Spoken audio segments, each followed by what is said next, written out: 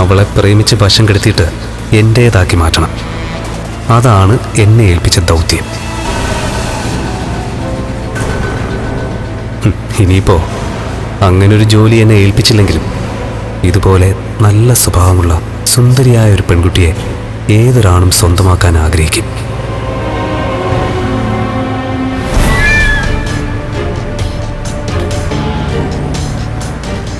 എന്താ സാഗറെ? അയ്യോ, അത് പിന്നെ സാർ കംഫർട്ടല്ലേ? ഡ്രൈവിംഗ് കുഴപ്പമൊന്നുമില്ലല്ലോ? സാഗറിന് ഞാൻ എൻ്റെ ഓഫീസിലെ സ്റ്റാഫായിട്ട് അപ്പോയിന്റ് ചെയ്തിരിക്കുന്നത്, അല്ലാതെ ഡ്രൈവറായിട്ടൊന്നുമല്ല. എങ്കിലും സാഗർ അകത്തിരിക്കുന്നവർക്ക് ഇഷ്ടപ്പെടുന്ന രീതിയിലാണ് ഡ്രൈവ് ചെയ്യുന്നത്. സുഖയാത്ര എന്ന് വേണമെങ്കിൽ പറയാം. അതെ,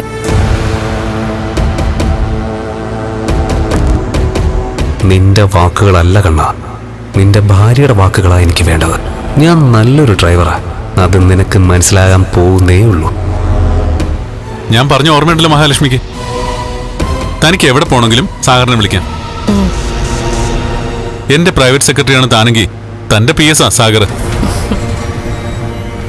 ആ വെറുതെ വേണ്ട കേട്ടോ, അതിന് സാലറി കുറച്ച് വ്യത്യാസപ്പെടുത്താം. അയ്യോ, അതൊന്നും വേണ്ട സാറേ.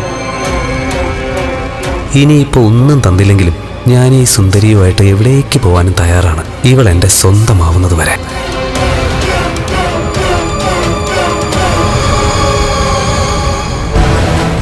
ഇവളുടെ മനസ്സാടി വിളയുന്നത് എനിക്ക് മനസ്സിലാവുന്നുണ്ട്.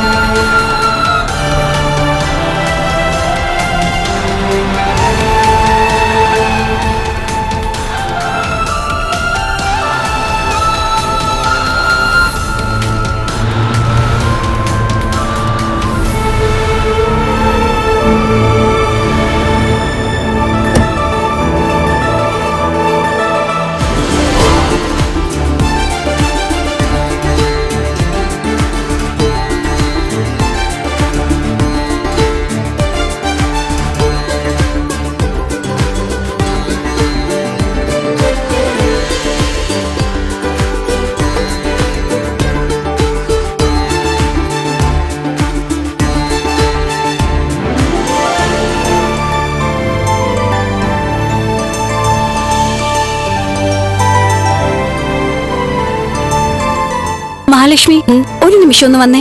ഇപ്പൊ ഇറങ്ങണേട്ടാ.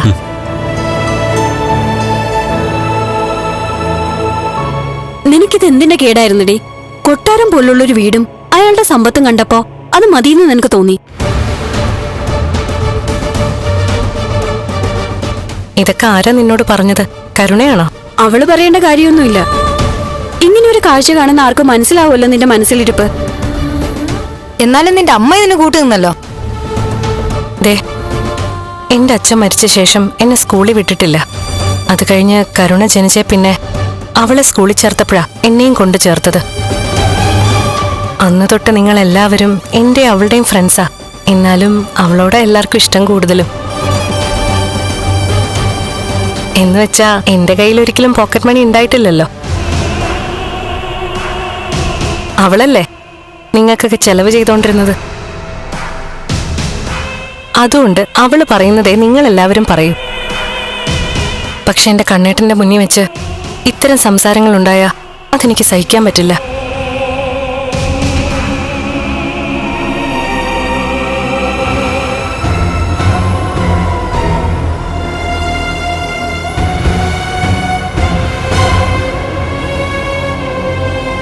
നമുക്ക് പോവാം. ഫ്ലവേഴ്സ് സ്മാർട്ട് ഷോ ശനി ഞായർ ദിവസങ്ങളിൽ രാത്രി 9:30 ഫ്ലവേഴ്സിൽ.